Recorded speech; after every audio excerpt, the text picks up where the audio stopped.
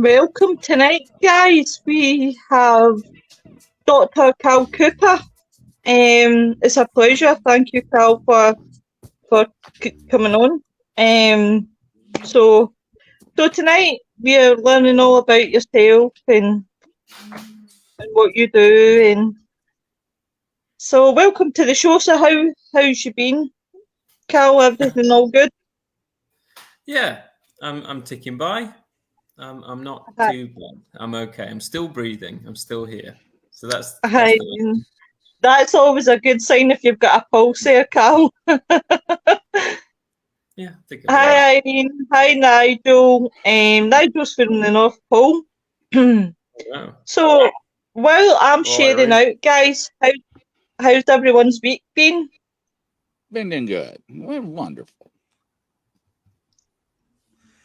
It's been pretty quiet for me. I'm still kind of waking up after all these trips that I pretty much have had over like the last week and a half. So, but it's good. It's good to finally be back home for a couple more weeks before my next trip. That does a lot of traveling. He goes and sees different places. I'll let you tell Dr. Cooper all about your traveling. Yeah, I've been going on a lot of different travels for the last couple of weeks because I go to a lot of paracons, events, investigations. Just this past weekend, I was just out in wasn't too far of a drive, but it was still out of state in Indiana, Fort Wayne to be exact, to investigate the second time at the Bell Mansion. But not only just for an investigation, they were filming a documentary that is going to be televised. Now, originally, I thought we were probably not going to be included in it because they already had a list of other people that were going to be in this. But they decided, according to what I figured was the very last minute, they decided to add me and my friend Tom McNicholas in. So we're going to be on this televised documentary, which I'm super excited about. It's my first ever televised appearance. But of course, obviously, you guys are going to have to wait a few months for it to check out because now it's got to get through the editing. So from what I was told, it probably won't be broadcasting until sometime next year, either in March or April, somewhere around there. But I'm super excited when it comes on. That's good. Good stuff. So Cal, tell everyone about you and what you do. Okay, well, I suppose in relation to the show, since it's interested in all things exceptional when it comes to human experiences, I am, first and foremost, I'm a psychologist. I'm a chartered member of the British Psychological Society, but I'm involved in parapsychology. So at the University of Northampton, which is where I'm based, I live in Nottingham, but I work down in Northampton. I've been connected there for a long time. It's about an hour and a half between Northampton and Nottingham. We, for a long time now, since 1996, I think it was, have had a specific departmental interest within psychology for parapsychology. And that's because several of the graduates from the University of Edinburgh, where the Koestler Parapsychology Unit is, there was a professor of parapsychology there from California called Robert Morris, or Bob Morris as he was better known. And he supervised about 32 to 34 PhD students under him before his untimely passing in 2004. So his graduates went everywhere. They went off and did independent psychology work, or they went to other universities. And because of that, they either set up their own modules within psychology where the department was happy for them to do so, or it meant they were very much capable of teaching and supervising a research degree. So a Master's of Philosophy, a PhD, an EdD, a Doctor of Professional Practice, any kind of doctorate that might include an element of parapsychology. So that happened at the University of Northampton with three people initially. Professor Deborah Delanoy, and her professorship was based on her parapsychology research and background. Dr. Simon Sherwood and Professor Chris Rowe, who earned his professorship at Northampton, again based largely on his background in parapsychology research. So we have a research group that's changed its name over time, but we are now Exceptional Experiences and Consciousness Studies. That's our research group. And we have 3 major research groups within our psychology department of some 40 psychologists. And exceptional experiences and consciousness studies has a number of different psychologists involved. Those involved in parapsychology, so looking at extrasensory perception, psychokinesis and life after death ideas. Consciousness studies, so just looking at the whole idea of consciousness in general, and where does it come from, how does it operate, our thoughts, our perception of the world. Cognitive psychology, so how does the brain actually function, what do we know of the various mechanisms of the brain and how it works. Transpersonal psychology, so religious and peak experiences, it might be things to do with various religious practices and meditation. And neuroscience, so those are 5 different strands within that research group, which we call EECS, Exceptional Experiences and Consciousness Studies. I'm a part of that. I lead our 3rd year module in parapsychology. I've got about 9 or 10 PhD students that I supervise, all to do with various aspects of parapsychology. And I teach on other things as well. So thanatology, death, dying and bereavement, human sexual behavior, positive psychology, and some aspects of cyber psychology as well. So that's me in a nutshell. That's what I do. That's really, really intriguing, Cal, because I love psychology in general in a whole. And there's a few times where I have studied psychology myself. I actually just finished a course there it'd be June there, doing counselling. And one of the part of the course, apart from looking at like the normal ones, the humanistic, the psychodynamic, the other one, it'll come back to me.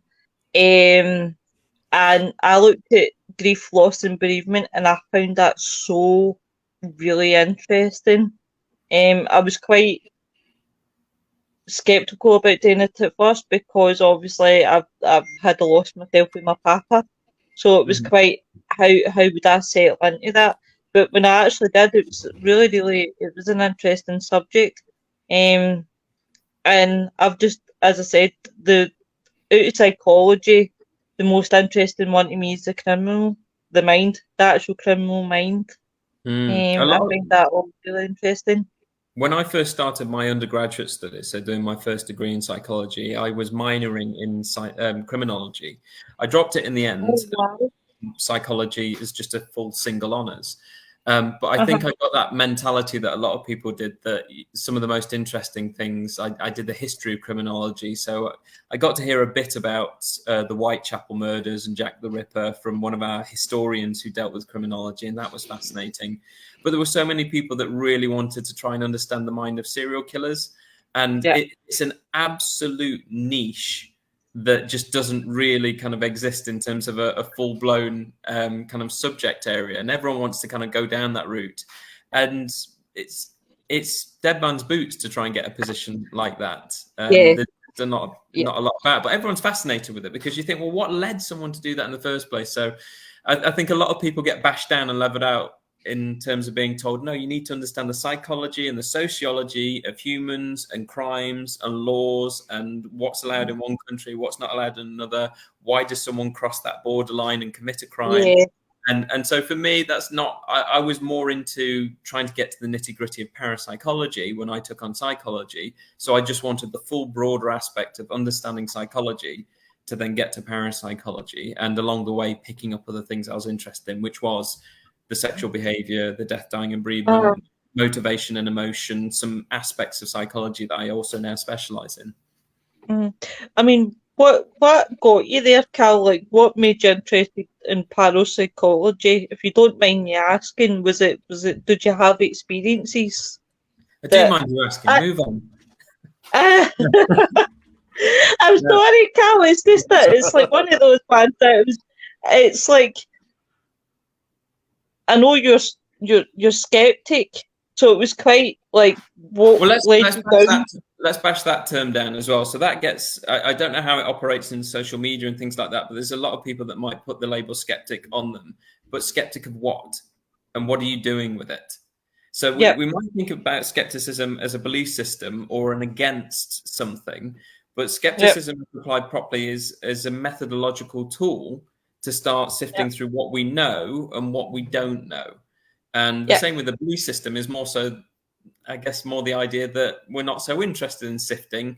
I'm quite held on to this idea and it makes me feel good, so I'm going to hold on to it. I'm not so interested in being so forensic about what our perceptions are on it. So I am a skeptical activist, but for psychology and certain strands of it. So I use skepticism, particularly within parapsychology, because when it comes to doing lab studies on psychic phenomena or going out and investigating a haunting, I'm interested in what do we actually already know that can lead people to think that they're having an experience, or can produce an outcome in a laboratory that makes it seem like someone's having a psychic experience when actually they're not. It's an error in our method. It's an error in the experimenter. It's an error in the subject we're using or the apparatus we're using. You've got to look at all the wheat and try and separate it from the chaff and see what you've got left, rather than be hung up on what you want the outcome to be. If you've already got your mindset on what you want the outcome to be or what you think the outcome should be, don't bother getting involved, because you're probably going to influence it so much. I've never really cared one jot whether there is life after death or whether people can be telepathic or can bend metal with their mind. I honestly don't care. I don't care. The subject is interesting to me, but as a psychologist, I'm interested in good methodology.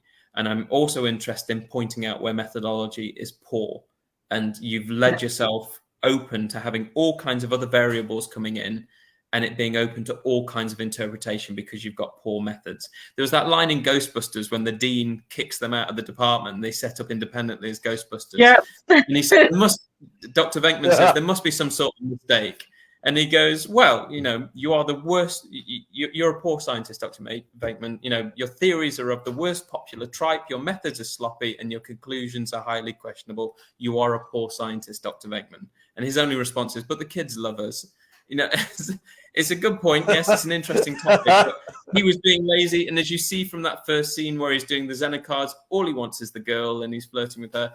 It's just an example there of someone just really, he's got a good method that he could follow, but Dr. Venkman in that particular instance had got his mindset on the girl. I'm sure day to day he knew method very well. And he does, because he becomes the figurehead for the Ghostbusters in that sense. And when they were writing that, a lot of that was based on a lot of truth. I mean, Harold Ramis and Dan Aykroyd had gone to the American Society for Psychical Research to read up on parapsychology research. So that study, electrocuting people when they got tasks wrong, that happened in the 1950s, negative reinforcement studies. So that they were based on genuine papers. My background to getting into parapsychology was just growing up in an area of Nottingham that has got so many haunted pubs and areas. 5 minutes down the road from me is Newstead Abbey, the former home of the poet Lord Byron, and I used to go for picnics there with my grandmother. She'd tell me about the ghost stories of the 3 main ghosts they have. And then in the centre of Nottingham, there is the Ye Old Trip to Jerusalem and the Salutation Inn pub, and both of them boast as to which is the oldest one in the UK, if not Europe and the world. They're very, very old pubs, and they have various ghosts. And then in the Ye Old Trip to Jerusalem, they've got this cursed Spanish galleon model that is in a glass case covered in so much dust, hanging off dust, because previous people that had cleaned it had died of a violent death soon after cleaning it. So they just encased it and stopped cleaning it. So I loved those tales growing up. I thought they were brilliant. And that nearly got me. I mean, I didn't know if there was any specific work area in that. Again, it's a niche. My background is performing arts and theatre. But I knew that if I wanted to succeed in that, it was getting spotted, knowing people, being in the right place at the right time. So I simply took on a psychology degree. At the time, I discovered there was such a thing as parapsychology, and certain UK universities were teaching it as an actual module of your studies.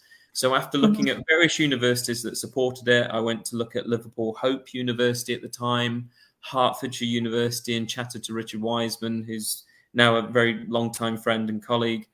Where else did I go? Nottingham Trent University, Coventry University. I settled for the University of Northampton, and their department has grown ever since. And now I'm part of the original crew from the point of 2007. So there's only really me and Professor Chris Rowe that have continued from that point. We've had so many people come and go over that time period.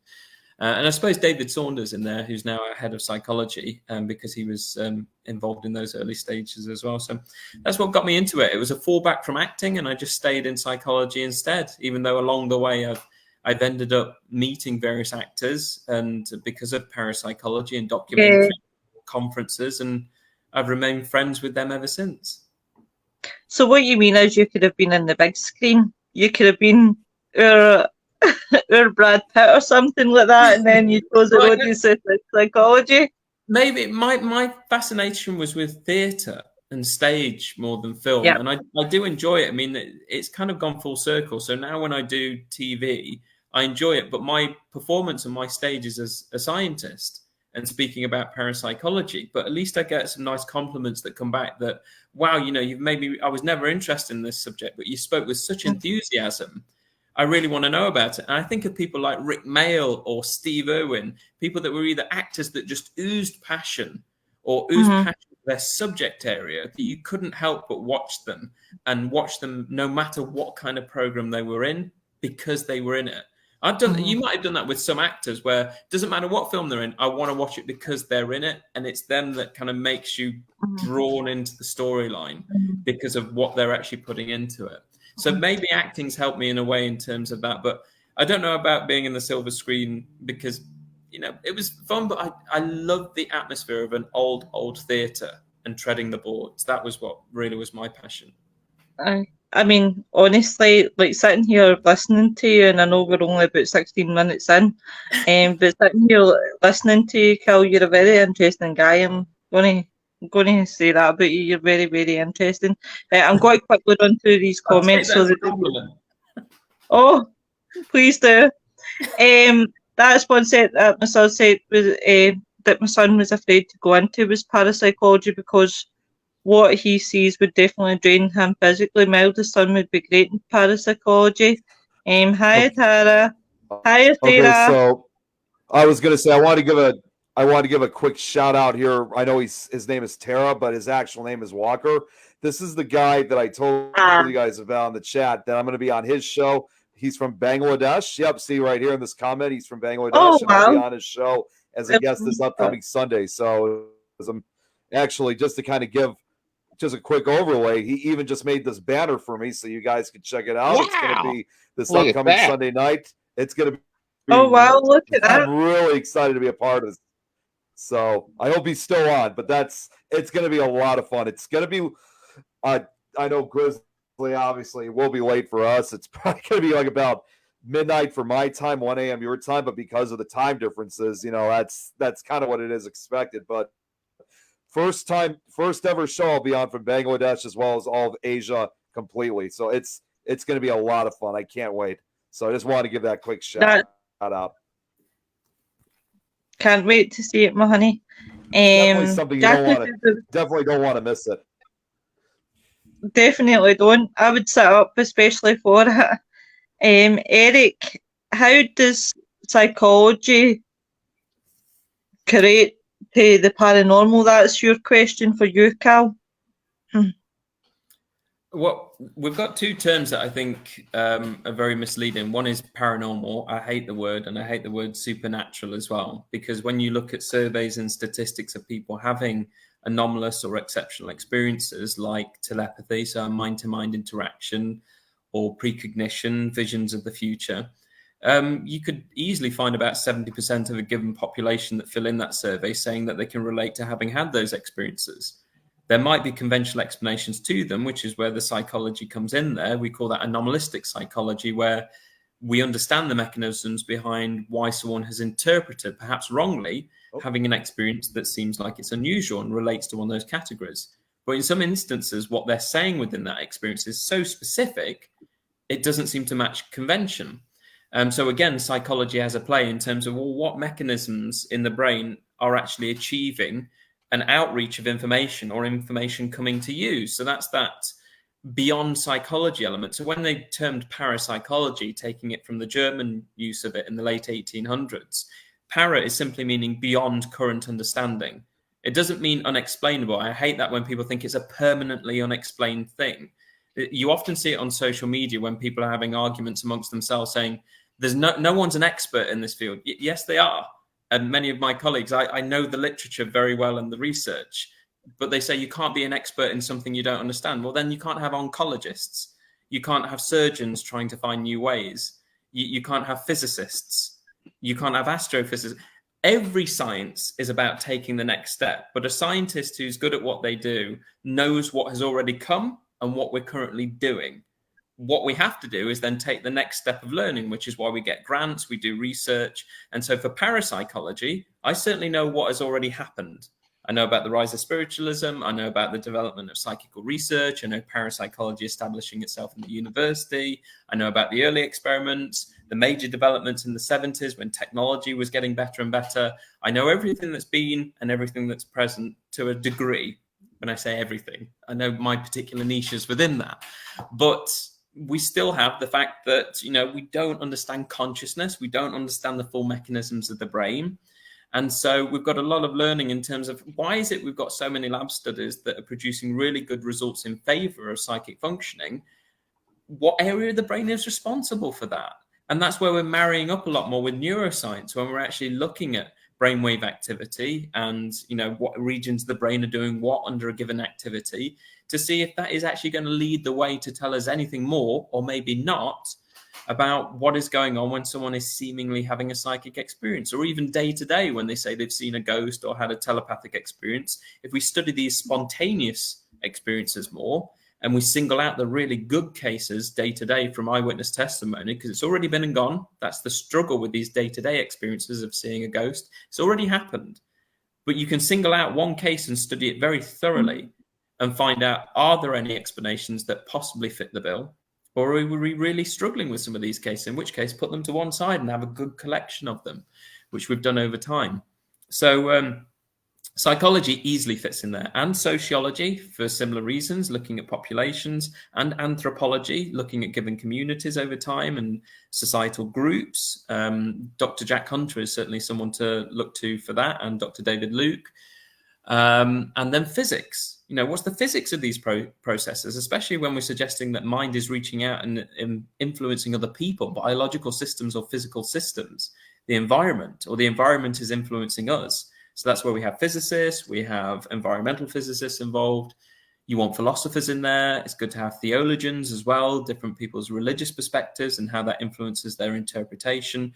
There are so many crossovers of what we might call maybe generic subjects to why people have exceptional experiences. So it's not just limited to psychology, but first and foremost, it's people having these experiences. So you've got to start with people. That's why psychology. There's one of your experiments, Dr. Cooper, that I'm interested in, and I think it was from, I'm actually looking at it just now so that I can quote it right. It's one of your ladies discussing a research into the PSI alter states. I'm interested in that one. I kind of had a look at it. I don't want to obviously name that person in here, but it was research into the PSI and altered states of consciousness using flotation method. Oh no, you can mention the others. So it would be Glenn Hitchman and David Saunders on that. Yeah? I think it was a lady named Kirsty Allen. Oh, Kirsty's one of my PhD students as well. So she was originally part of the Koestler Parapsychology Unit. She was one of Bob Morris's last students before he unfortunately passed away. So lovely story. She's come full circle and she's ended up with us at Northampton. She's taken on a PhD where we specifically made it just for the flotation tank research. So the story behind that, there's the novelty of it. I seem to gravitate towards some of the novelties. One, because I think they're publicly engaging, but two, I do want to know more about them. So the flotation tanks came about because I've been to so many conferences where of an evening where talks have wound down and we're having the evening meal or drinks, people would joke about, well, why don't you for your university department get a flotation tank instead of this other method we use called Ganzfeld, which is where you're laid back in a reclining chair, you've got eye shields on, a red light beaming down, headphones playing relaxation tape, then white noise. And this started in the 1960s and progressed into parapsychology in the 70s. It's called the noise reduction model. So it's getting you to really focus on your inner thoughts to see if they project outwardly into hallucinations through the shields. and relate to a target that's being sent to you in some capacity. So why not use the flotation tanks for that? So that's what came up. Well, they're expensive. That's one thing. They could be anywhere between £15,000 to £25,000. So I guess in dollars, that would be somewhere between $30,000 to $40,000 to get one of the big commercial ones. They're the size of a typical town car and would fill a whole room with the filtration unit that's on the back. And most universities are not going to tolerate one of those. They're taking up a whole room. Most universities are very desperate for space. So we ended up getting a portable version that was called a Zen flotation tent. And that company that was making them has gone bust. So we've got one of the last ones that they made. And we just used it because we could put it up, take it down when we wanted to. But that study that you've read is the pilot study. It had been done before. So the person who pioneered it, or the people that pioneered it in the 1950s, psychology was doing a lot of behavioral research. You know, you might remember this. The Milgram experiments, where people believed in the next room they were electrocuting someone, and the researcher was saying, no, the experiment requires you continue, crank up the voltage and press the button again. You could hear someone screaming. And this participant was panicking. Should I really do it again? I'm hurting them. I don't. Eventually, until they don't hear any more screams, thinking they've killed the person. Other studies would involve putting people in darkness or in caves or in rooms without any clocks or windows and access to time, just to look at what actually happens to your perception of time and awareness when it's taken away from you. So those emerged from the 1950s. It even influenced films. So there's a film from 1963 with Dirk Bogarde and Mary Ure, who was one of the wives of Robert Shaw from Jaws and The Taking of Pelham 1, 2, 3 and many other wonderful films. They did a film called The Mind. Really good films. Yeah, Robert Shaw. I'm a massive fan of Robert Shaw. But his wife Mary Ure. Oh, who is it? Exactly. Mary Ure. I met his son actually. Incidentally. Last year, I met Ian Shaw, who played his own father in The Shark Is Broken, which has just gone to Hollywood. They're on Hollywood now doing The Shark Is Broken. Yeah. I'm a massive fan of Jaws. Wow. But anyway, Mary Ure and Dirk Bogarde, they did a film in 1963 called The Mindbenders, which is about the development of flotation and people being in water, but not floating, submerged to see what would happen to consciousness. Then there were various other depictions in literature. 1980, the film Altered States came out, which was about flotation tanks.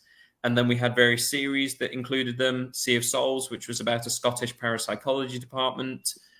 Fringe, which was an American series about crossover between the FBI and parapsychology at a university and alternate universes. They used flotation tanks.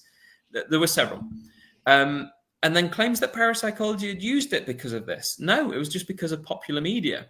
So there was only John Lilly who pioneered the tanks. In 1969, he gave a guest dinner speech to the Parapsychological Association saying, get 2 tanks and have a sender and a receiver, someone who knows of an image they need to send. They've seen a postcard or something, send it to the other person. And no one actually did until Scott Rogo, who I'm a big fan of D. Scott Rogo in his writing. He did many books. In 1980, he did a small pilot study of this with a tank and 3 participants. And it was very, very basic and didn't produce much, but learning about the method. And so we're really the only ones since then that followed on. We just had some parapsychologists and psychical researchers that tried it and had to go for personal reasons, such as Professor Charles Tart, Dr. Stefan Schwartz, and then Guy Playfair, who you might know because of the Enfield poltergeist as well. He'd been doing some Gansfeld studies for Carl Sargent as a participant. And so he'd also done some flotation tank trials independently out of interest, nothing to do with a parapsychology study. So that's how we got into it. And now it's over to Kirsty Allen. Well, that's actually really good. I mean, as I said, I was looking today and I seen that, and that really caught my eye because I thought that actually looks like a really good experiment, and obviously you speaking about it, and I think I would love to try to see if that works, like having the headphones on, just to see. Oh, it's fun. You get instant hallucinations in the tank. You go in fully naked. You've got earplugs in your ears. He said naked. Naked. He said naked. You, Grizzly. Earplugs in your ears to stop salt water. And you keep your eyes open even though it's complete darkness. And people believe they're having perinatal experiences when they're in there. So it feels like a big womb and like you're going through a rebirth experience. But keeping your eyes open, they're constantly trying to adjust to the complete darkness. So it's like someone smoking a cigarette and blowing the smoke in front of your face. You just get all this movement where your eyes are trying to track everything, but it's pitch black. And that's what generates the hallucinations, I think, far quicker than the Ganzfeld does. So it's really good for that visual stimuli. Would you as gentlemen like to ask Dr. Cal Cooper anything? Well, Grizzly. Cliff just asked No. this, can he wear a leaf? Wear a leaf? Well, here's a question right here. Annette's asking, do you study sleep apnea and ghost sightings? I don't particularly. I mean, I've heard of loads of instances, especially in some of the surveys I've given out, where people say they've seen a ghost just as they were going to sleep or just as they were waking up, which are called the hypnagogic states and the hypnopompic state. So gogic, going to sleep, and pompic, you're waking up from the sleep. So it could be where we're getting confused between dreams and reality because we're so quickly diving into rapid eye movement, which is our sleep and dreaming phase. We go down through a number of stages, but sometimes we can dive straight into them, where we're also, the brain is trying to create sleep paralysis so you don't hurt yourself or sleepwalk, which is where you might have experienced it, where you're going to sleep and all of a sudden you think that you've tripped on a curb or you're throwing a ball and suddenly your arm kicks out or your leg and your heart goes because you're back again. It's testing that you're going to sleep safely. And that's where maybe people might report they're seeing apparitions. I've got colleagues that do specifically dream research. So again, Dr. David Saunders, who's the head of psychology, our psychology department, his entire PhD was on lucid dreaming. So that's where people know that they are dreaming, when they are dreaming, and so can change the dream as they see fit to do certain things within it.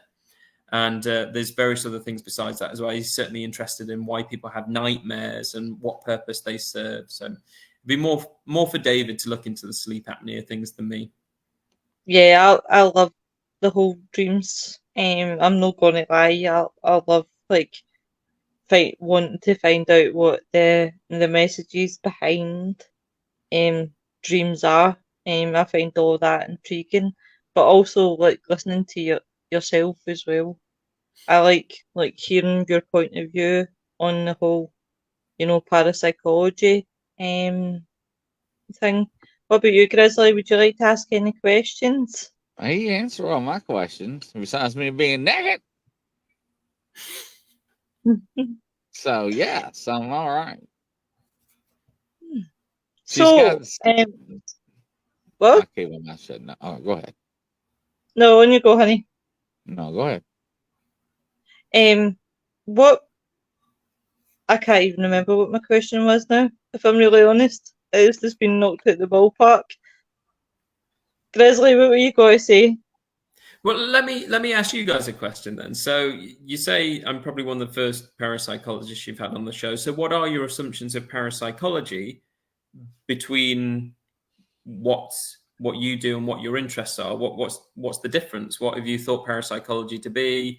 What do you do and what are your interests? What do you assume parapsychologists to do? Same thing what you just told us. Go on. Elaborate for me. No, just exactly what you explained. It is what you do and what you study. Yes. So that's my definition. So yes. Sorry. In terms of what you understood parapsychology to be. Yes, that is correct. That is correct. Basically, I must admit, when I came into obviously the paranormal, this is where you're going to shoot me down, Dr. Cal, because I had done something online, and I know how people feel about the whole online courses. Bearing in mind I was naive. What did you do? It was like one of those parapsychology courses, and I know how people are quite funny about that. Because I know that you've got to go through the whole uni thing. Had I known what I know now about obviously there's places in Scotland where I could have went and done a parapsychology course. So, like, I was quite naive when I came into the paranormal, and I will openly admit that I was one of those people that probably was 100% believer. Never watched any ghost shows. I don't believe in it. That would be a next question to you, because I would really love to hear. But I can see that I know you'll end up going, "Oh my god, ghost shows!" No, I think the first point that you raise is a really important one to actually get that message out. So, you know, there's probably only 3 that instantly spring to mind online courses that are legitimate for parapsychology. Yeah. And even then, they are only continued professional development. They're for your interest. You could put them on your CV if you wanted to. They might complement what you might already do, but they do not grant you a title or things like that. Yeah. There's the Koestler Parapsychology unit.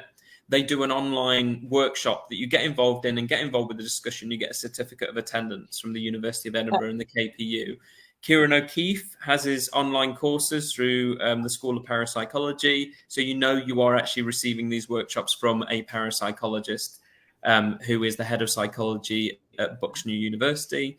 There is also the Australian Institute for Parapsychological Research, and their courses online are led by a number of parapsychologists such as Dr. Lance Storm, Dr. Adam Rock, and many others as well. They are CPD courses. If you hear this college, that college, and stuff, College of Excellence, I've heard all kinds of, they are unknown people. They are very cheap. They're certificates that you just get for this, that, and the other, multiple choice, or just read that one book. It should spell alarm bells instantly if they are unknown individuals to that field. Do not waste your money. My recommendation would be whatever money you're going to spend on that, buy yourself 2 or 3 nice books on the topic and read them instead. There's 2 nice ways into parapsychology or psychical research. Read the topic thoroughly or go down the university route. Don't bother getting a paper mill certificate to show to your friends or family, because you show it to one of these people on either side, they will know it's fraudulent. I've even heard it all the way through to fake doctorates and people wanting to call themselves doctor, dentists, paramedics, you name it. It's terrifying the amount of people that call themselves something off of a multiple choice quiz on the internet they've paid $1,000 for, and they get a certificate the next week for it that they hang in their living room. Why? But as you say, it's actually set up to actually seem legitimate, which is why people end up getting them in the first place, because they don't have the information in the first place to know what is and isn't legitimate. Sometimes I've had to look really carefully at these organizations to look at who they are, what they're saying they're accredited to find out their backgrounds. It's very sneaky, even for an academic like me who knows what can be accredited by a university or what can't. You have to do a good background check. That's why it's like it's good to have like yourself on that obviously knows what's legitimate, what's not. As I said, so I was quite naive, but I'm at the stage now where I use my brain first before, like they know it's paranormal. I rule everything out. Like, for example, it was always the first team that taught me, and it was the first team really I was with that hardened me up to, everything's not paranormal. The power of suggestion. If you say you're going out to look for something, then every little noise, such a noise like that, and you're going to think it's paranormal. Well, it could be something so simple. So it's about reasoning. So I've used a lot of techniques, and what I've done, now is do research, do proper research, read. I've got like good friends in the paranormal, like Ian Varrell and Nick and Grizzly, that I go to, and if they don't know, then I always make sure the sources of where I'm going are credible, if that makes sense. So it's not like it's just off. Well said. Come on, give me credit. I can talk sense sometimes. So yeah, that was my thing. But the problem, I think, and this is without sounding offensive, is that the problem you've got in paranormal is not just about proving it, but when it doesn't help, when you've got so many fakers out there that fake their evidence, and this is again the battle you're against. Well, you know, again, every subject has got its paranormal aspect, anomalous. Again, let me go back to a basic example. Oncology. There's various forms of cancer, and we're looking for research into different ones rather than a universal pill that cures all. So we know some systems of it, of how it works, and in some instances we don't. In general, we know how people work in certain ways, but they have these experiences that don't actually seem to have a complete explanation for them. And we can apply that to every single science. We could go on to what do we know, what don't we know? And the fact that we don't know things is why the science still exists, because we keep going, we keep trying to make new discoveries or make new developments. When you say about fakers, you know, people in parapsychology that have been caught faking, and there's a few of them, but not many, like you could count them on one hand in terms of those that were known, they were outed in the journals. When you talk about faking, though, evidence, I assume you mean in terms of the internet. Yeah, like investigators. This is not ending up in peer-reviewed journals. This is not science. These are people that are just putting things on the internet. So that doesn't actually damage or touch in any way, shape, or form parapsychology and what is being discovered in the science of psychic functioning or life after death. Yeah. Because go on. No, you go, honey. No, you go. But it was just in terms of, you know, people have to stop thinking that the domain of the internet is where evidence for parapsychology is being shared. Most of the time when I look on Facebook or Twitter, it's just people's own interest stuff of what they've been out on filmed, just put on the internet. Yeah. That's not science. Let's say like a criminal investigation, your house has been broken into and you call the police and they come around and they'll do an investigation of your house. If their investigation was a video footage they put on Twitter or Facebook, would you be happy with that conclusion? Probably not. God, no. You would expect them to do a full written report, follow up leads, and have it submitted and filed and assessed by their superior, their sergeant, or the inspector or the chief inspector. It goes through a process and also a peer review process as well to look at, have we gone as far as we possibly can? A video on the internet or on a Facebook thing, that's not how it works. That's not science. So whether there's fake or honesty in what people have done, it doesn't go anywhere besides the internet. That's not parapsychology. That's not the science of paranormal experiences. That's the internet. I love that answer, actually, Dr. Kell. To be honest, that science doesn't exist in the internet that way. Yeah.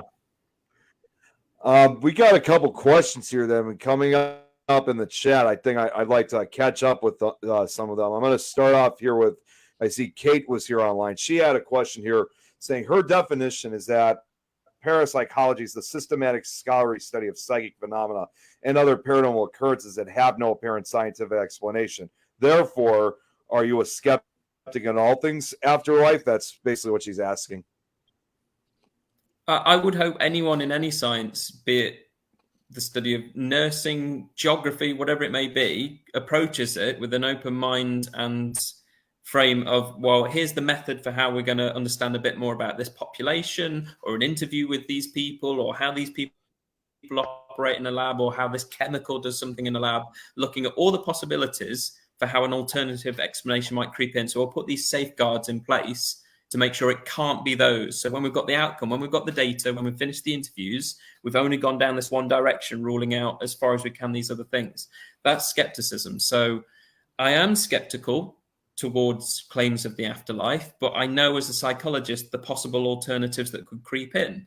So whether I'm interviewing people about it, whether I've done a survey about it, whether I've looked at some really good individual one-to-one cases of it, I'm looking at what are the possible alternatives, because it's a method. It's a method to looking at how can we obtain the best possible evidence. So when I present it, no one can say, well, you didn't consider that, you didn't look at that, you haven't thought.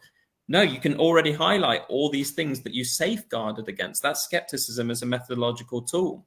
We even look at this method in skepticism called Occam's razor, about the idea of having a razor blade where you've got the surface of the problem and the core in the middle.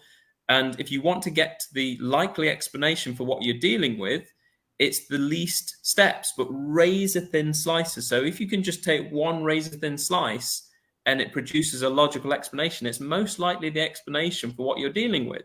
Rather than saying, someone says they've seen a ghost, so they must have seen a ghost. Well, how many layers have I got to go through that's shifting all these conventional explanations to summarize it being a ghost? It's probably dozens of layers, because there's all misremembering, lights and shadows, people putting the idea into your mind, so it's suggestion. You knew it was haunted, that location, so it's anticipation. All these layers. Skepticism is just a nice tool for looking through the layers. I'm going to be really unprofessional now and quickly mix the loop because I've had so many cups of tea. So I'll leave you guys. No. Okay. Listen, I don't mind. Feel free. That's fine. Carry on. We're going to catch up with the comments anyway, because they've been going like nonstop today. Hey, what's going on, Kelly? Good to see you. Hey, Kelly. Right, kind of leave the questions and then we'll just kind of fire through. Sorry, we've not really been bothering with the comments tonight, folks. We do apologise. And say, sure, I totally agree with you. Nothing wrong with skeptics.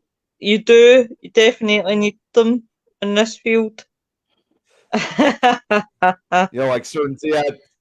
Yeah, I know exactly what she means. And also, one other comment that Kate made had said, I'm just going to click on this one. She had asked, is Dr. Cooper going to be on the show? And apparently she has a million questions to ask him. I'm sure we will have him back on, right? I am sure we will. I hope so. And people fall for it because I believe this will be more. Now, Eric. Kate, if you're still on, I mean, because I know you guys have your own show, maybe you should have him on too, so that way you could ask some of those questions as well. Yeah, sorry, Eric did say he did want to volunteer to be tested. Yeah. So she's still here, yeah, 100%. Okay, so sorry, that couldn't go the next question I was gonna pop up. No, I was gonna say this was actually. I'm glad you clicked that one, Lois. That was the next one. I got my cat. That was the next one I was gonna go for. So Scott here is asking, what's your thoughts on things like K2s, cat balls when they go off in response to questions asked? We know there are countless reasons why they can go off, but it's when they sit dormant, then go off when asked. Yeah, just put them in the bin. Put them in the trash. He needs to come to my studio. He'd have a ball, wouldn't he?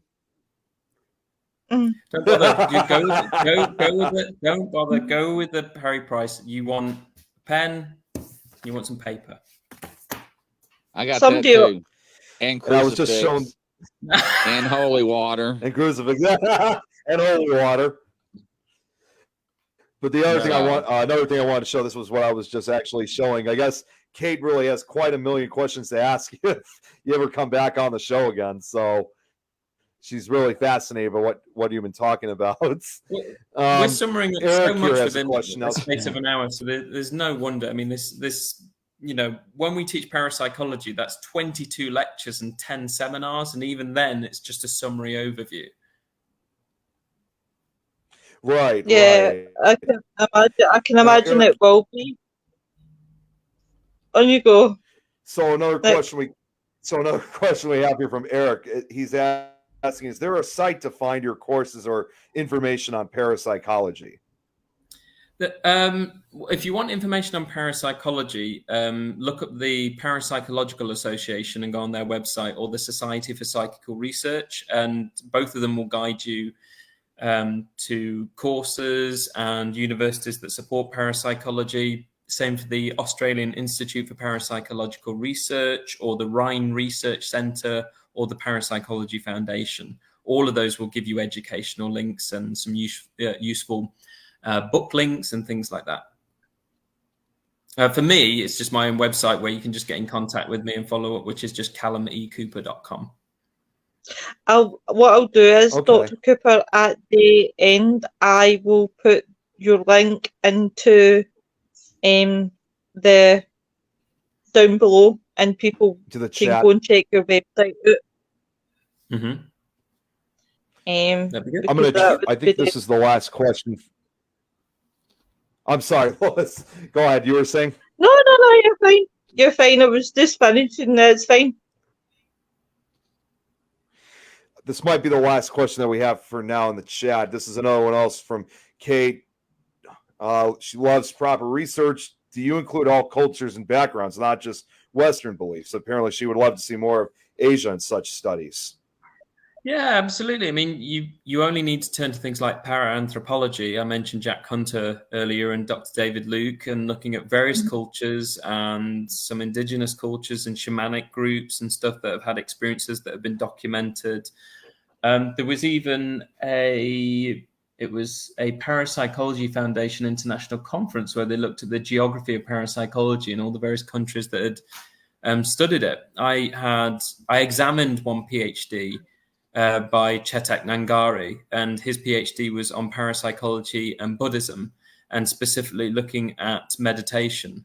And so within that, he'd also gone into the background of research in India that had been done on parapsychology. For a while, there was the Indian Journal of Parapsychology, and now I think it's the Indian Journal of Parapsychology and Yoga. There's another one that's cropped up. So all various cultures have studied parapsychology. We can trace them to a number of different countries that support it. And then in terms of experiences, yeah, all of them. It's not just Western. There's various studies that have looked at varying cultures. I love cultures. It's always good to learn about a different one. It really is. Nettie's asking, sorry, I'll get to Nettie's question. Nettie's asking, what's your thoughts on telekinesis? I could do the cheesy joke I do when lecturing. If you believe in telekinesis, raise my hand. No one did. The amount of people in an audience that does that, like you've raised your own hand. But yeah, there's some interesting studies on it that have been going throughout the years. I speak to Uri Geller about once a week. Jenny. We just send an odd message on WhatsApp to each other. He's now got his museum to himself in Jaffa in Israel. The first studies that were done with Uri Geller were really interesting. I mean, the psychokinesis claims way before that, especially with physical mediumship and things moving around the seance room. But Uri Geller really kind of popularized it, and through a really unique path. I mean, he starts off saying that he had childhood experiences that were unusual, then became a professional magician, then claimed he could do it legitimately, gets tested for it at the Stanford Research Institute by people like Edgar Mitchell, who was an astronaut, and then physicists such as Hal Puthoff and Russell Targ. And then afterwards starts doing all the media and becomes near impossible to test him again. And yet a number of peer-reviewed papers came out in very prestigious journals, which they then summarized in a book called the Geller Papers.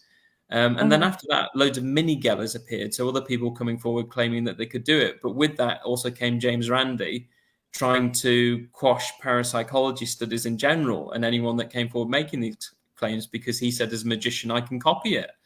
But the problem was, can you copy it as a magician in a lab when all instances of cheating or being able to cheat are taken away from you? Can you do it in controlled conditions? That's the difference between a magician and someone who says, I can bend metal with my mind, I don't need to touch it. And that's the problem with Uri Geller, with his latest stuff in the media. He touches all the spoons and things. And, you know, if someone is allowed to touch the object they're meant to be manipulating, then quite clearly they've manipulated it by touch. What's interesting is, can you do it with the power of the mind alone, seemingly? So there's been various studies on that. One of my old friends, John Randall, who died about 12 years ago, he was a biologist and parapsychologist. He did a really nice book just called Psychokinesis, and there's been many others since then. There's not so many psychokinesis studies being done now, but the Parapsychological Association still gives out a grant that's primarily just for psychokinesis and physical activity. So there's still a hell of a lot of interest in it, and some people doing some studies on it. Kate's throwing you another question. Brown, yay or nay? I mean, I like Darren Brown. I love what he's done, the stage performances. I think he's always said, when he was on a documentary about Harry Price, the ghost hunter of the 1920s through to the early 50s when he passed away. And he said, Harry believes that these mediums are doing whatever legitimately. And he says, that's not where I come from. And no, as a stage performer and magician, he's come from a different angle. But I still think Derren Brown has the absolute appreciation and love for the audience attraction for when you had psychic performers in the theatre again, like the passion that I have for the theatre, that it's the atmosphere, it's the evening, it's the ambience, it's the having the meal before or afterwards with friends you've gone with to talk about what you've just seen and witnessed. If anyone here has never seen the film The Illusionist, watch that. It's a beautiful film with Edward Norton, where people are so bowled over by his stage performances, they believe them to be true, even through to a famous one where you produce a ghost on stage called Pepper's Ghost, which is all about mirrors and lighting. Is such a beautiful act of showmanship on stage. And so Derren's produced this. But there's been many psychical researchers and parapsychologists throughout time who were professional magicians, who were members of the Magic Circle, which really helped them in their investigation of mediums and physical activity within the seance room. So Harry Price was a member of the Magic Circle, and one of his close colleagues at the time was Eric Dingwall, who was also a member of the Magic Circle as well. So I'm all for Derren Brown, but it's just ultimately his own personal belief system, not being a scientist, is that I can do it. That must be what was going on with these other people. But I still think, working with psychologists, he would have a lot to contribute, which is why some psychologists became magicians or vice versa. Mm-hmm. Well, see the next one, please excuse me, Dr. Cooper, but I'm dyslexic, so these big words are like total thing to me. Yeah, holy crap, there's a novel right here. Thoughts, please, Dr. Cooper, the powerful psychoactive, I don't even know how to say that word, DMT at least, is, okay, thanks, is found in the, I don't even know how to say that word either, plant which by itself is not orally active because it is metabolized by the enzyme monoamine oxidase, MAO, in the stomach within the ayahuasca vine, or MAO inhibitors, in the form of harmine compounds that result in a psychoactive compound chemically identical to the organic tryptamines in our brains. Once the combination of these two plants reaches the brain through the bloodstream power, well, and unfortunately, when you make such a very long comment like that on StreamYard, it's not going to be able to cover the entire paragraph. So there was probably more, but it got cut off. So whatever the rest of it was, I don't know. Well, I know you've just put comments, please. It's not a question, but DMT, we have DMT within our body anyway. It's one of the most illegal substances that you could carry if you actually had it on you to be carrying it, in terms of what we do and don't classify as illegal drugs. But there's been a lot of research into DMT and particularly precognitive abilities when it comes to DMT. So David Luke is one of the foremost specialists in psychedelic reactants and parapsychology combined. Oh, here's your part two, Dr. Cooper. Oh, here's your part two. Here's the rest of it. Yeah. I mean, yeah, it's exactly on that point. People have studied it because of that. Is it essentially a key to our consciousness, and it's accessing more ability for psi? And so that's been studied. The same when it comes to psilocybin, which is the substance within magic mushrooms. The same when it comes to cannabis. The same when it comes to LSD.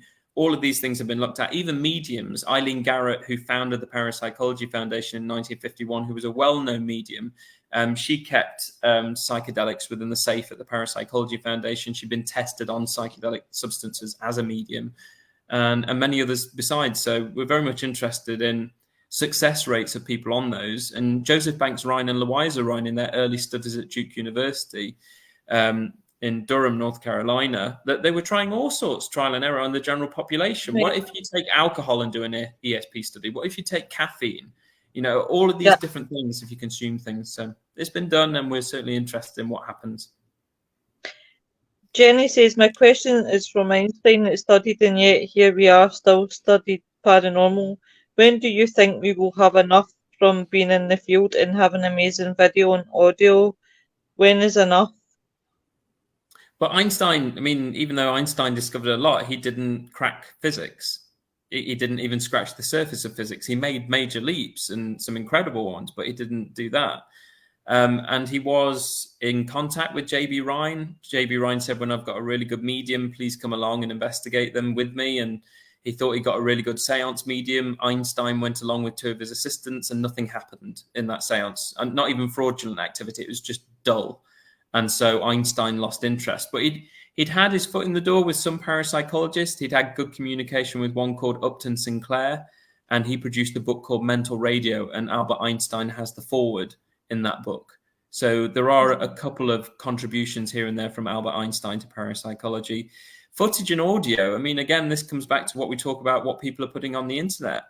Why would footage or audio convince someone compared to a really good peer-reviewed research paper showing that these researchers are clubbed together, they looked at the background, they made their assumptions, their rationale about what's going to happen next. They've shown you their method, they've shown you the results, and here are the conclusions of that study, just like a drug trial. You know, should we be using this drug or not? Is it something we should make commercial and put out there to help people with these instances? And so I wrote a paper years ago, a really basic one when I was still in my undergraduate studies, called The Science and Struggle of Psi Research, or something like that, talking about, well, if you've got something really interesting on camera that you've filmed in a haunted location, you think, well, I've got no idea what happened there, and I ruled out as far as I could anything else going on. I'll show it to another parapsychologist. And they think that's good, but that's not enough. So I've got to show it to another 2 parapsychologists. And those 4 parapsychologists alone are interested in it, but that's not going to convince them. And you'll keep moving the goalpost because it's just video footage. It's not a controlled lab study where it's gone through peer review. It's gone to a really prestigious journal, so it's had really stringent peer review. That's how science operates, not on video footage and audio. I've seen some really compelling video footage before, but ultimately I wasn't there when it was filmed. I mean, you might have seen me when I was in a TV show called Paranormal Captured, and I was the parapsychologist on that. And it was Gogglebox, essentially. Here's what someone's filmed, or a ghost hunter going out and doing their ghost hunting. What do you think? And it kept panning back to someone sat in a Chesterfield armchair in a creepy location watching this old television of all this YouTube footage of a poltergeist, a haunted ambulance, you name it, whatever it is. Oh, look, a wheelchair's moved on its own, or this has flown across the room in a restaurant. What's going on? Ultimately, I wasn't there when it was filmed. So I don't know what the motive was. I don't know why they were filming. I don't know the conditions. But let me try and give you my opinion from what I can see from the camera footage. But that opinion only goes so far. I'm just going to slide Jenny's question in before I go back to Kate's, because I think you've just pretty much covered that. What are your thoughts in audio? I think you've just pretty much covered that in your answer. Kate says, do you do that deja vu? I told she's right. She's full of questions. We'll definitely, I'm going to do another 5 minutes, and we'll definitely, if Cal is willing to come back, then we'll definitely get a second part with Dr. Cooper. Kate's asking, do you feel that deja vu is it simply chemicals in the brain, or is it a genuine situation we've had before? Just your thoughts. It could just be a memory thing. You could have done something very similar and just forgotten that you were in those circumstances. But other instances of deja vu could be related to maybe dreams and dream precognition. Because some people say that they've dreamt things and then they've ended up in that scenario. So deja vu, I don't think we could instantly just boil it down to biochemicals. It could be very well, it's a memory thing. It's like when you taste something and you get a memory that, oh, that's what my grandma used to make me. But it's only that particular taste that would shoot to those memory banks and remind you of that particular setting around the dinner table, wherever it was your grandma used to make you, whatever it is you've just eaten. Or the same with perfumes and aftershaves or tobaccos, back to our childhood memory of a grandparent, of a school teacher that you used to have that used to wear that particular perfume or cologne. It shoots you back, and your memory has not been on that until the moment you're in that situation and the senses take it in, and it suddenly fires you, here's a thought, and you go, whoa, and it takes you back, a few decades back to a particular time and scenario. So maybe that's what deja vu is, but deja vu is sometimes about a knowing that this has already happened. So it's like you've gone forward into the future, or at some point you've clearly gained access to the future event you're now currently in. So a lot's being played around with that, particularly on, how does memory work? And that's why consciousness studies and cognitive psychology are so important to parapsychology in those instances. Definitely. Sorry, I misunderstood. I just quickly go back to Jenny. I misunderstood what she meant by audio. I just thought audio in general, but she meant EVPs. What's your opinion on EVPs? It depends how they're produced. I mean, the discoverer of EVP, I'll show you. Oh, and I've got a dead leg as well, so I can't feel my left leg. I've been sat on it. Was Raymond Bayliss. So Raymond Bayliss was a landscape painter. This is one of Raymond Bayliss's paintings. I've got a few of them. In the 1950s, he discovered electronic voice phenomena by doing a lab study. He rented a studio, they'd soundproofed it, and he was working with an astral projector called Attila Vonzele. And they would work with reel-to-reel tapes. They were fresh out the packet and they were foil sealed, and they would put the reel-to-reel tape in a soundproof box and it would be on record. And Attila Vonzele was trying to project voices or words or impressions onto the tape. When they would play back, they would hear bangs, raps, and scratches, and sometimes voices that clearly were not there when they were recording. This went through to all kinds of things. Frederick Jurgensen came forward and claimed that he discovered it and had more access to the media, so he became more popular than Raymond Bayliss for it. You have Dr. Konstantin Raudive, who produced the book Breakthrough with an accompanying LP, so you could listen to his recordings. Then David Ellis, who was one of the Perrott Warwick students who took on this research for 2 years. They were all doing it with reel-to-reel or when it came to cassette tape, fresh cassette tapes. What you see now is mainly people with like a dictaphone or something, or using their phones and they're holding it in their hand and going around haunted locations. So many errors can crop up. That is not proper EVP research, and it's just prone to so many errors. Go back to the early recording stuff. Don't filter out the sounds with fancy editing equipment. Soundproof boxes, cassette tapes, reel-to-reel, that's where it was discovered. Look back at the first source. There's more interesting stuff going on there. Digital recordings, holding the stuff with your hand, errors, but still interesting errors that make people think they've had a paranormal experience. It becomes an entertainment factor when you get to that level. And it's widely popularized on TV ghost hunting shows and stuff. It's not how they were done. You've definitely gave me a lot to think about tonight, Dr. Cooper. You definitely have. Jojo is asking, I'm going to make this the last question, guys, because I do understand. I think it might be the last one we have. Yep. Dr. Cooper, have you ever found any truly compelling evidence that humans have ESP or psychic ability? What's your motivation to keep searching? Thank you, Joe. Well, most of my research has been more so on day-to-day spontaneous experiences. So I started with looking at ghosts and hauntings particularly, and then I was looking into evidence for life after death. So I was part of the Robert Bigelow essay competition, where there were 206 successful essays that went through, and then they boiled them down to various winning ones. So Dr. Jeffrey Mishlove got the winning essay for the best evidence of life after death, which was a prize of $500,000. And then they went down and down. So I got one of the honorable mentions. I got $20,000 out of it and went with my colleagues to Las Vegas a couple of years ago to receive the award. And that's what I've been involved in. But I have done lab studies, and I'm still involved through my PhD students with lab studies of ESP. I was involved in a sequence of remote viewing studies with Professor Chris Rowe, where we did a pilot study and then 3 studies afterwards. All of them were successful, using the Ganzfeld, statistically successful. So it's in the direction of suggesting that perhaps remote viewing was at work. So you can look that up. If you look up Chris Rowe, Callum Cooper, and remote viewing on Google Scholar, you can find that paper. It's open access. You can read the summary. But the overall evidence is really compelling. If you look up Etzel Cardenia on Google Scholar and parapsychological experiments, he had a paper in American Psychologist, which is the biggest journal in America for psychology, like we have the British Journal of Psychology here. And it was a summary paper of the best evidence for parapsychology, looking at a great number of telepathy studies, a great number of precognition studies, a great number of psychokinesis studies, healing studies. And what's the overall level? You do a meta-analysis. That's what it's called, of when you take all the studies of the same ilk and look at all the failures together and all the successes together, but what are the overall statistics? Just like any psychology study. And overall, he's demonstrated in that paper that they're actually very much in favor that something's going on in terms of psi. And they're comparable to other psychology studies, if not better in many instances, because the methods are more stringent as well. So if you're asking, is there good evidence out there? There's really good evidence out there, but we're on that next stage of what's going on in the brain, what could neuroscience contribute. We've done so many replications that has not been required of the other sciences. And we've developed so many methods over this time that's been developed into other areas of psychology that we've done lab studies to death of ESP. If anyone says there's no evidence for ESP in lab studies, they're talking nonsense or they simply haven't bothered to read.